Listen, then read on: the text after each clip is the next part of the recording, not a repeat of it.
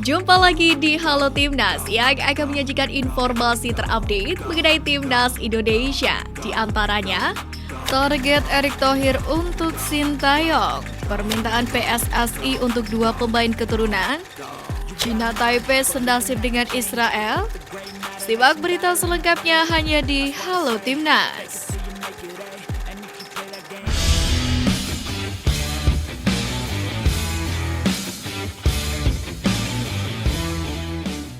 Ketua Umum PSSI Erick Thohir mengaku tidak memberikan target muluk kepada pelatih Timnas Indonesia Sintayong, yakni pada saat menghadapi Timnas Argentina di FIFA Matchday yang berlangsung pada Senin 19 Juni mendatang. Namun Erick Thohir meminta para pemain Timnas Indonesia di bawah asuhan Sintayong harus bisa belajar banyak dari laga kontra Argentina. Karena pemain-pemain yang dihadapi adalah pemain kelas dunia. Erick Thohir pun percaya Argentina bakal menurunkan kemampuan terbaiknya. Timnas Indonesia akan melakoni laga big match melawan juara Piala Dunia 2022 dan tim terbaik di dunia saat ini yakni Argentina. Karena statusnya tersebut ada biaya mahal yang harus dikeluarkan oleh PSSI demi bisa mendatangkan Argentina ke tanah air. Diperkirakan biaya yang dikeluarkan oleh PSSI bisa mencapai puluhan hingga ratusan miliar rupiah demi bisa membawa La Albiceleste ke Indonesia. Karena biaya yang selangit itu kemungkinan besar akan ditutup oleh harga tiket yang akan dijual untuk menonton laga tersebut. Untuk memprediksi harga tiket Timnas Indonesia versus Argentina, maka bisa melihat besaran harga tiket saat La Albiceleste bersua dengan Australia di Beijing, China. Belakangan media China pun sudah memprediksi harga tiket pertandingan Argentina versus Australia itu, di mana diperkirakan harga tiket yang dijual paling murah adalah 188 yuan atau sekitar Rp396.000. Sedangkan untuk harga tiket yang paling mahal berada di angka 1.888 yuan atau sekitar 3,9 juta rupiah.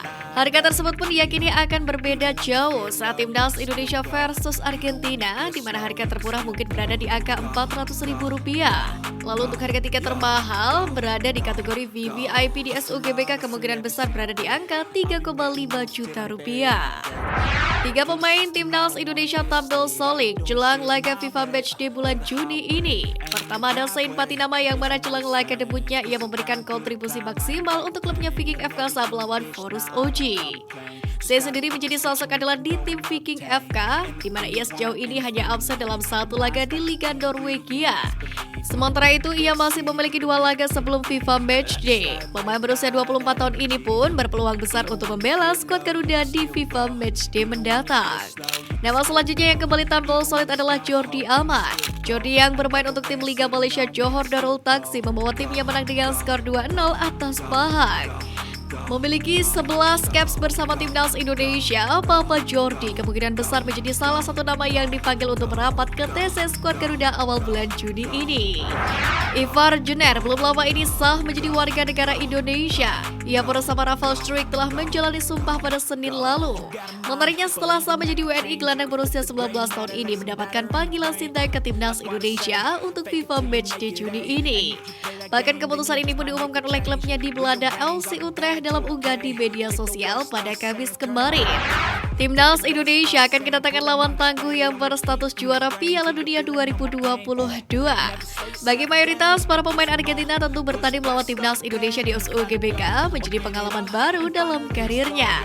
Tapi pengalaman bertanding di SUGBK bukanlah barang baru bagi salah satu punggawanya, yakni sang kiper Emiliano Martinez.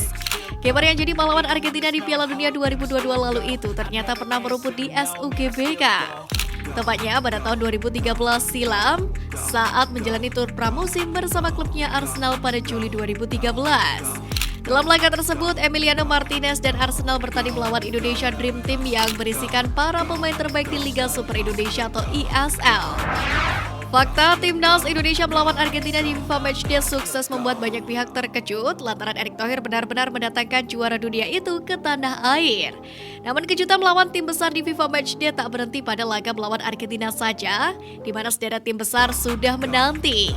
Dikonfirmasi langsung oleh Erick Thohir, pihaknya sudah berkomunikasi dengan beberapa negara top sepak bola dunia, mulai dari Maroko, Rusia, Portugal, hingga Brazil. Laga ini tentu menjadi sebuah kejutan besar tak hanya bagi sepak bola Indonesia, tapi juga berhasil menggebrak Asia Tenggara. Publik Vietnam pun bahkan sampai mengaku kembali dibuat syok dengan rencana timnas Indonesia tersebut. Hal ini pun sesuai dengan tujuan Ketum PSSI Erick Thohir, yakni membangun sepak bola Indonesia yang sudah lama terlelap dalam tidur sampai tercecer di peringkat bawah FIFA. Ketum PSSI Erick Thohir memiliki program panjang meloloskan timnas Indonesia ke Piala Dunia. Salah satu cara yang dilakukan oleh PSSI adalah dengan mematangkan para pemain muda di timnas Indonesia agar tercipta tim nasional yang semakin baik dan mampu bersaing dengan negara-negara lain. Selain itu dikatakan Erick, dua pemain naturalisasi Rafael Struijk dan Ivan Junar masuk ke dalam rencana timnas Indonesia ke depan. Ini mimpi kita tidak menginjak tanah, tapi boleh dong kita mimpi. Mimpi ini harus dijalankan secara serius. Dimulai dengan mempersiapkan babak penyisihan Piala Dunia mulai tahun ini, Oktober hingga November 2023, lalu ada Asia Cup. Jelas Ketum PSSI. Sejak Piala Asia U23 dihelat ALC pada 2013, Indonesia tidak pernah lolos dari fase kualifikasi. Karenanya Erick Thohir sangat berharap tim asuhan Indra Syafri bisa mengukir sejarah baru sepak bola Indonesia di pentas Asia. Dalam pandangan Ketum PSSI ini, peluang Indonesia mencetak sejarah pun sangat terbuka.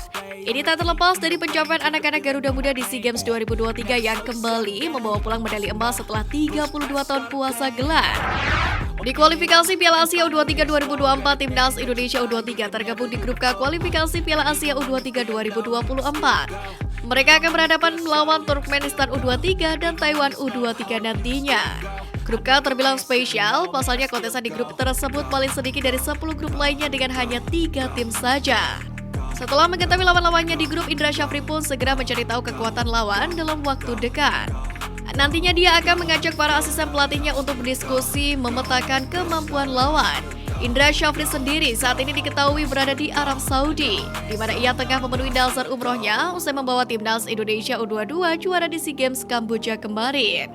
Dia juga mengaku langsung memanjatkan doa agar mampu membawa Garuda Muda lolos ke putaran final Piala Asia U23 2024. Ini lantas menjadi tantangan Indra Syafri berikutnya.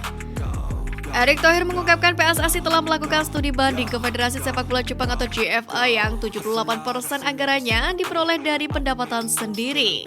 Dalam hal ini, Erick menambahkan bahwa PSSI akan bertekad transparan dalam mengelola anggaran sebagai bagian menjaga kepercayaan masyarakat sepak bola. Menteri BUMN ini pun menegaskan PSSI akan profesional dalam mengelola anggaran ke depannya. Akmal Marhali akan bicara ihwal keberadaan Chinese Taipei dalam satu grup yang sama dengan timnas Indonesia dalam kualifikasi Piala Asia U23. Koordinator Save Our Soccer atau SOS tersebut menilai bahwa hal ini rentan menimbulkan polemik. Spekulasi ini muncul karena fase kualifikasi akan dihelat di Indonesia. Sementara Chinese Taipei tak memiliki hubungan diplomatik dengan Indonesia. Tak adanya hubungan diplomatik dengan Indonesia ini juga menjadi salah satu alasan bagi sejumlah pihak, termasuk beberapa politikus untuk menolak timnas Israel bermain di Indonesia pada Piala Dunia U20 beberapa waktu lalu, yang mana mengakibatkan gelaran akbar tersebut batal digelar di tanah air.